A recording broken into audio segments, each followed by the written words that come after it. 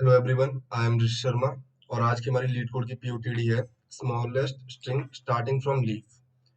तो पहले problem statement read करते हैं, फिर इसकी अप्रोच देखेंगे। प्रॉब्लम स्टेटमेंट है, you are giving the root of a binary tree where each node has a value in the range 0 to 25 representing the letters A to Z, where A is corresponding to 0, B is corresponding to 1, Z is corresponding to 25।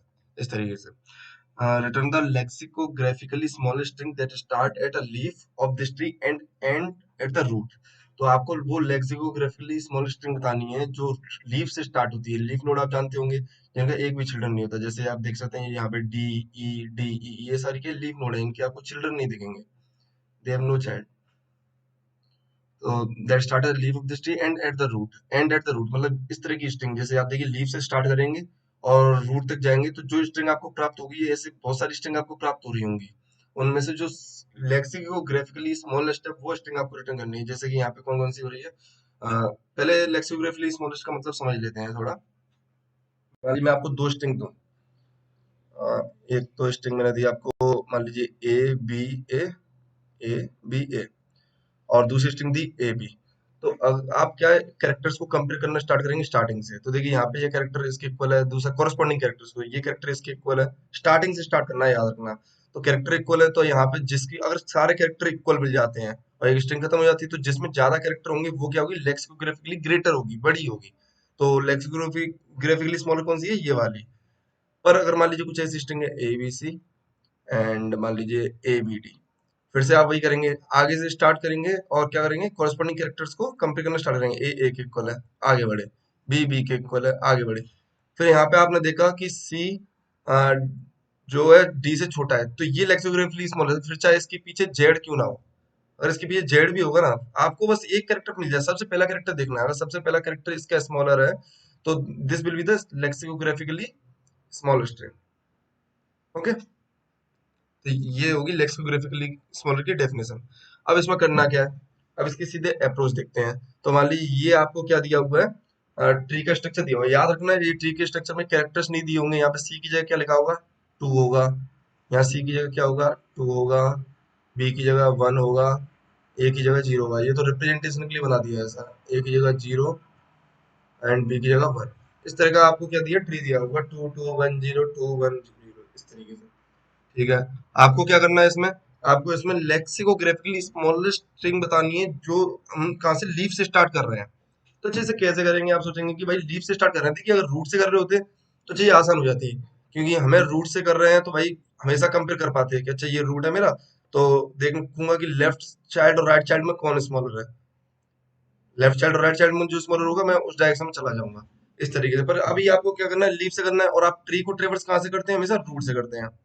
तो इसमें क्या approach अपना सकते हैं, तो मान लीजिए मैं अगर ऐसा सोचूं, आपके दिमाग में क्या अप्रोच आ सकती है, तो ऐसा करते हैं ना इसमें, जैसे हम रिकर्जन में यूजुअली करते हैं कि ऐसा करो यहाँ तक का मुझे आंसर दे दो, ये वाली स्ट्रिंग और ये वाली लेक्सिकोग्राफिकली स्मॉल स्ट्रिंग ला के दे दीजिए। तो देखिए इस वाले केस में जो आएगी वो क्या आएगी, ए बी सी। आपको लीफ से लानी है तो आपने बोला कि यहाँ से यहाँ तक की कितनी है ए बी सी। इसमें आपने बोला कि चलो मुझे यहाँ से यहाँ तक की ला के दे दो, इस तक की ए बी। अब आप बोलेंगे कि अब मेरे लिए डिसीजन लेना आसान हो गया, क्योंकि देखिए लीफ से लेके, ये मैं इसके लिए डिसीजन ले रहा हूँ, तो लीफ से लेके इससे इसकी चाइल्ड तक कि मेरे पास क्या है, लेक्स मतलब स्ट्रिंग है, और लीफ से लेके इसकी दूसरी चाइल्ड तक है। अब इनमें जो स्मॉलर है बेसिकली, अब ये कैरेक्टर तो सेम है ना, तो दोनों में सेम पोजीशन पर अगर मान लीजिए इसके पीछे सी लगाऊं और एक इसके पीछे सी लगाऊं, तो इससे फर्क नहीं पड़ता। फर्क किससे पड़ता है कि आगे वाले पार्ट से, क्योंकि ये तो दोनों जगह पे सेम है सी सी। तो आगे वाले पार्ट से फर्क पड़ता है। तो आप बोलेंगे कि आगे वाला पार्ट किसका स्मॉल है, तो उस हिसाब से आप बोलेंगे कि लेक्सिकोग्राफिकली स्मॉलर मिल जाएगी मुझे, कि आगे वाला पार्ट तो इसका स्मॉल है। देखिए ए बी सी, तो ए बी स्मॉल है। तो आपने कहा कि भाई इसका मतलब ये है कि ये मेरा क्या है, लेक्सिकोग्राफिकली स्मॉल स्ट्रिंग होगी ए बी सी। पर ये अप्रोच गलत है। क्यों गलत है, इसे समझते हैं जरा, इसमें कमी है। देखिए यहाँ पे तो अभी आपको क्या है, सी दे दिया था। अभी समझते हैं, एक सेकंड। फिर से सेम चीज करते हैं, बस एक चेंज कर देते हैं। यहाँ पे सी की जगह यहाँ पे कर देते हैं जेड। ओके, अब ये मेरा जेड है, मतलब यहाँ पे क्या होगा, 25 मान लीजिए, यहाँ पे नंबर की फॉर्म में 25 होगा।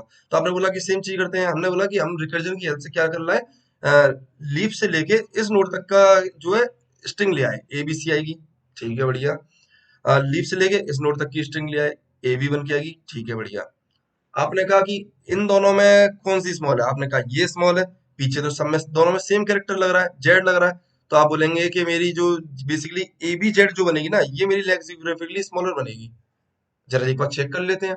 तो देखिए, ये वाली जो बन रही है आपकी, वो कौन सी बन रही है, A B Z right side वाली। दूसरी जो आपकी स्ट्रिंग बन रही है वो कौन सी बन रही है, ए बी सी जेड। अब एक चीज बताइए, इसमें कौन सी लेक्सिकोग्राफिकली स्मॉलर है। जो डेफिनेशन अभी हमने डिस्कस की थी उस बेस पर आप देखिए, तो ए के कॉरेस्पॉन्डिंग ठीक है आगे बढ़ो, बी के कॉरेस्पॉन्डिंग आगे बढ़ो, जेड सी, तो इनमें कौन सा स्मॉल है, ये स्मॉल है ना, तो ये लेक्सिकोग्राफिकली स्मॉलर होगी, फिर चाहे आगे कुछ भी हो, आगे से फर्क नहीं पड़ता। तो this is the lexicographically small string. तो यहाँ पे दो स्ट्रिंग थी, तो यही लेक्सिकोग्राफिकली स्मॉलेस्ट हुई। तो हमें एक चीज समझ में आ गई कि हमारी अप्रोच जो थी ना, वो गलत थी। गलत क्यों आ रही थी, क्योंकि भाई जरूरी थोड़ी है, देखिए हमारी अप्रोच बिल्कुल सटीक काम करती अगर इनमें कैरेक्टर्स इक्वल होते। ठीक है, पर यहाँ पे तीन कैरेक्टर आ रहे हैं, यहाँ पे दो कैरेक्टर आ रहे हैं। तो अगर हम जेड लगा रहे हैं यहाँ पे, मतलब ये इसको जोड़ रहे हैं, तो हमें नहीं पता ना कोरस्पॉन्डिंगली उसके कौन सा कैरेक्टर होगा इसमें, इसके कोरस्पॉन्डिंग कौन सा कैरेक्टर होगा, क्योंकि लेंथ और भी बड़ी हो सकती थी मान लीजिए। तो हमें तो कोरस्पॉन्डिंग कैरेक्टर चेक करना होता है, इसलिए ये अप्रोच गलत है। तो फिर हमारे फिर बिल्कुल, अगर जब सारी अप्रोचें फेल हो रही होती हैं तो हम क्या करते हैं, बिल्कुल बेसिक्स पे आ जाते हैं। और बेसिक क्या रहेगा यहाँ पे, ऑब्वियसली ब्रूट फोर्स। एक बताइए ब्रूट फोर्स क्या होगा। आप करना क्या चाहते हैं, आप चाहते हैं कि लीफ से रूट तक जाते हैं और कहते हैं कि मुझे लेक्सिकोग्राफिकली स्मॉल स्ट्रिंग बता दो, तो आप बोलेंगे कि भाई मैं सारी स्ट्रिंग पता कर लेता हूँ, लीफ से रूट तक की सारी स्ट्रिंग पता कर लेता हूँ। पर देखिए लीफ से रूट तक जाना आसान नहीं है, आप लीफ से रूट तक थोड़ी जाते हैं, आप ट्रेवर्स करना स्टार्ट करते हैं रूट से। तो ऐसा करते हैं चलो रूट से लीफ तक की पता कर लेता हूँ। तो देखिए जहां पे मुझे लीफ मिलेगी तो मैं कहूंगा वहां की कॉरस्पॉन्डिंग एक स्ट्रिंग होगी, वो रूट से लेकर लीफ तक की होगी। जैसे इस केस में क्या होगी, वापस से सी बना देता हूँ, जो ओरिजिनल दिया था वो उस पर आ जाते हैं। एक सेकंड, सरफ कर देता हूँ।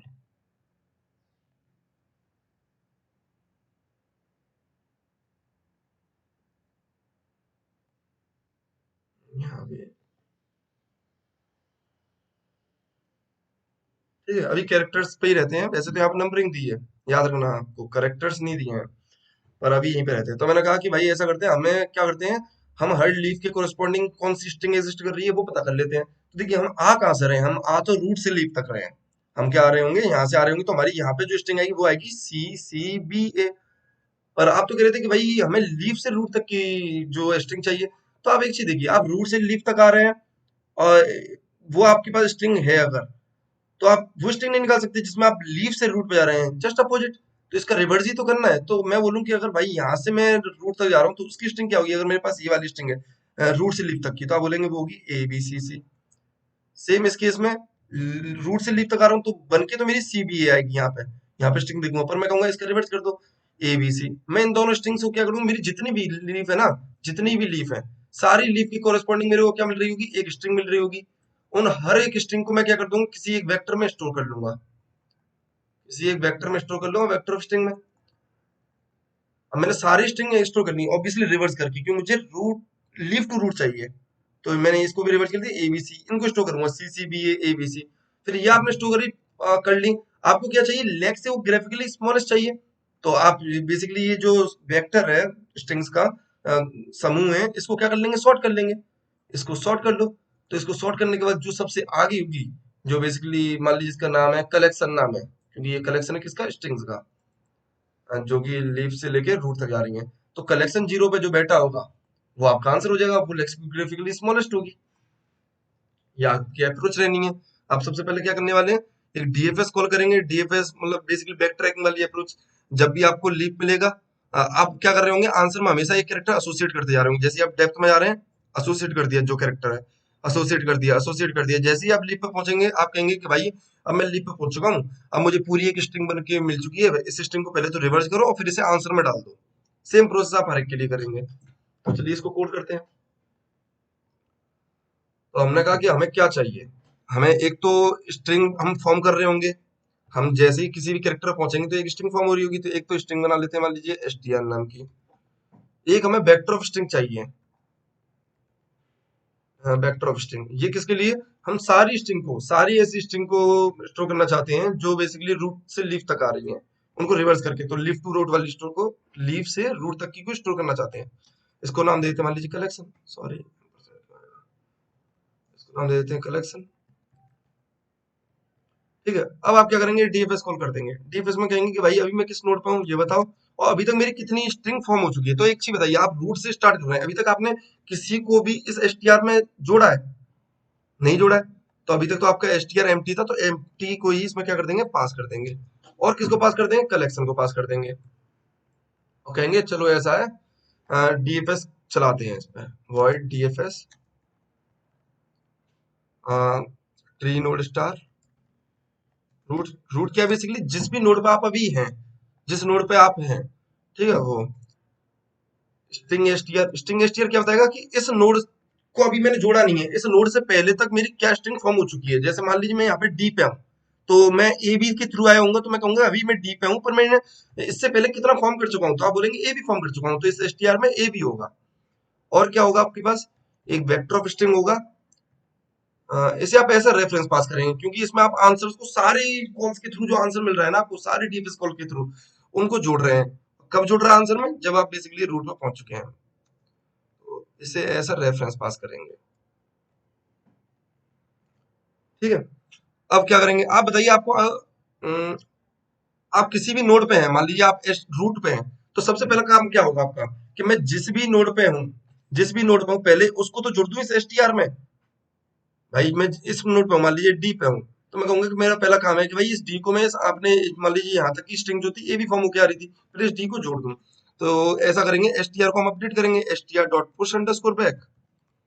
क्या पुश बैक करेंगे इसमें, कि अभी तक मेरी एसटीआर क्या थी, जो भी थी इसमें मैं रूट वाली वैल्यू को जोड़ दूंगा। अब एक चीज बताइए, यहाँ पे मैंने बोला ये तो देखिए आपको दिख रहे हैं यहाँ पे डी लिखा हुआ, पर एक्चुअली यहाँ पे डी नहीं, यहाँ पे थ्री रहा होगा। तो आप कहेंगे कि अच्छा इस थ्री के कोरस्पॉन्डिंग मेरा कौन सा कैरेक्टर बनेगा, वो निकाल लीजिए। तो वो ऐसे निकालते हैं, कैरेक्टर ए प्लस थ्री। तो देखिए ये ए प्लस थ्री क्या देगा आपको, एस का वैल्यू दे देगा। किसकी कोरस्पॉन्डिंग, बेसिकली थ्री नहीं, आपको रूट की वैल्यू करना है, रूट की वैल्यू वो थ्री होगी। तो ये क्या करेगा, आपको एस का वैल्यू दे देगा। ये ए प्लस रूट वैल्यू क्या देगा आपको, बेसिकली अगर यहाँ पे डी फोर थ्री था, तो ए प्लस थ्री उसकी कोरस्पॉन्डिंग एस का वैल्यू देगा। आप उसे कैरेक्टर में कन्वर्ट कर देंगे, तो ऑटोमेटिकली वो किस में कन्वर्ट हो जाएगा, डी में कन्वर्ट हो जाएगा। तो इसको आपने पुश कर दिया। अब आपके ये आपने जो रूट वाली वैल्यू थी, नोड थी, इसको आपने जोड़ दिया स्ट्रिंग में। ठीक है, इतना आप कर चुके हैं। अब आप चेक करेंगे कहीं ऐसा तो नहीं है मैं लीफ नोड पे हूँ। अगर लीफ नोड पे हूँ तो मुझे एक डिसीजन लेना था, वो क्या था, कि मैं इस स्ट्रिंग को अपने कलेक्शन में ऐड कर दूंगा। तो आप चेक करें, कैसे चेक करते हैं कि आप लीफ नोड पे हैं कि नहीं। इफ रूट का left equal to null, and root का राइट इक्वल टू नल। अगर ऐसा है, लेफ्ट और राइट दोनों नल है, इसका मतलब उसका कोई भी चिल्ड्रन नहीं, चाइल्ड नहीं है अ, इस नोड का, और ऐसा है तो ये लीफ नोड है। अगर लीफ नोड है तो मैं क्या कहूंगा, कि ऐसा करो, कलेक्शन में पुशबैक कर दो किस चीज को, अपनी एसटीआर को। ठीक है, ये आपने कर दिया, और आप कहेंगे कि रिटर्न कर जाओ। अब मुझे आगे कुछ नहीं करना, मेरे को लीफ नोड मिल चुकी है, तो अब मैं और डेप्थ में थोड़ी ना जाऊंगा। अभी देखिए आप एक चीज और मिस कर रहे हैं। आप अगर ऐसा कर रहे हैं तो देखिए आप यहाँ पे देखिए, आप रूट को जोड़ रहे हैं। ठीक है, ऐसा भी तो हो सकता है कि रूट में आप किस में आ जाए, आप नल पे आ जाएं। आपके रूट में क्या हो, नल हो, तो नल के कोरस्पॉन्डिंग तो कोई कैरेक्टर नहीं होता, तो आप उसको पुशबैक कर रहे होंगे, तो वो नहीं करना है आपको। तो यहाँ पे एक बेस केस और दे देंगे कि अगर मेरा रूट क्या है, नल है, तो भाई रिटर्न कर जाओ, फिर मुझे कुछ नहीं करना। जहां पे भी मुझे रूट नल मिलेगा, मान लीजिए ऐसा समझ लीजिए, और इसका राइट चाइल्ड नहीं होता, ये होता है सिर्फ ए बी डी। अब राइट चाइल्ड नहीं है, अब आप आगे डिसीजन लेंगे। यहाँ पे आप कहेंगे कि डीएफएस कॉल कर दो रूट के लेफ्ट पे, एसटीआर कलेक्शन, डीएफएस कॉल कर दो रूट के राइट पे, एसटीआर कलेक्शन। इसके लिए, इस नोड के लिए आपने डिसीजन ले लिया। अब आपको आगे बढ़ना है ना, तो आप लेफ्ट में जाएंगे, राइट में जाएंगे। पर मैं कह रहा था आपसे कि मान लीजिए अगर इसका राइट चाइल्ड नहीं होता, तो आप तो डिसीजन ले रहे हैं, आप कह रहे हैं लेफ्ट में जाओ और राइट में जाओ। तो राइट में जाने का मतलब क्या है, आप नल पे जा रहे हो। तो आपको ध्यान रखना है कि नल पे जा रहे हो तो आपको कोई लीफ नोड तो आगे मिलेगी नहीं, कुछ नहीं मिलेगा। तो आपको तुरंत क्या करना है, जैसे आपको रूट नल हो जाए, आपको रिटर्न कर देना है। तो यहाँ पे आप क्या करेंगे, आपके कलेक्शन में ऐसी सारी स्ट्रिंग आ चुकी होंगी। अ, एक चीज और, यहाँ पे आपने अभी हमने एक गड़बड़ कर दी है। हमने क्या कर दिया, कलेक्शन में एसटीआर को पुशबैक कर दिया है। पर एसटीआर में क्या था, बेसिकली रूट से लेके लीफ तक की नोड आ रही थी। हमने अभी एक चीज देखी कि हमें लीफ से लेके रूट तक की चाहिए थी, तो इसे रिवर्स करके स्टोर करेंगे। रिवर्स str डॉट बिगिन से लेके str डॉट एंड तक। ठीक है, ये आपने कर दिया। यहाँ आपके कलेक्शन में आपके पास पूरा सब कुछ आ चुका होगा, सारी ऐसी लीफ टू रूट वाली स्ट्रिंग आ चुकी होंगी। इसको आप सॉर्ट कर लेंगे, कलेक्शन को। सॉर्ट कलेक्शन डॉट बिगिन से लेकर कलेक्शन डॉट एंड तक। आप रिटर्न कर देंगे कलेक्शन जीरो। कलेक्शन जीरो क्या होगी? आपकी लेक्सिकोग्राफिकली स्मॉलेस्ट होगी। एक बेस्ट प्रैक्टिस और होती है, जैसे कि आप स्टेट में हमें कभी चेंज नहीं करना चाहिए। जब भी हम इस डीएफएस कॉल से निकलें, तो निकलने वाली जगह ये है, यहाँ पे निकलने वाले हैं। तो हमेशा देखिए कि आप जिस स्टेट में आए थे ना, उस स्टेट में जाए। तो देखिए आपकी एसटीआर में क्या है, मतलब ऐसा अभी इस प्रॉब्लम में नहीं भी करेंगे ना तो कोई प्रॉब्लम नहीं है, पर ये एक अच्छी प्रैक्टिस होती है। तो देखिए आप एसटीआर में ये करंट जो कैरेक्टर था वो नहीं था, ठीक है, पर आपने अभी ऐड किया, तो इसको वापस से क्या कर दिए, रिमूव कर दीजिए। S T R dot pop underscore back निकलते समय। उससे पहले तो आपको जरूरत है, जब आप निकल रहे हैं तो आप देखिए कि आपकी स्टेट चेंज नहीं होनी चाहिए। जिस स्टेट में आए थे उसी स्टेट में रहना चाहिए आप। तो उसी स्टेट में आप ऐसे रन करके देखते हैं,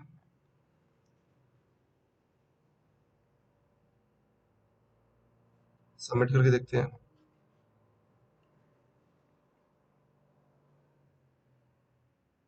तो ये सॉल्यूशन हमारा एक्सेप्ट हो चुका है। आई होप आपको ये अप्रोच समझ में आई होगी। अगर आपको कोई डाउट आता है तो आप कमेंट करके पूछ सकते हैं। Thank you.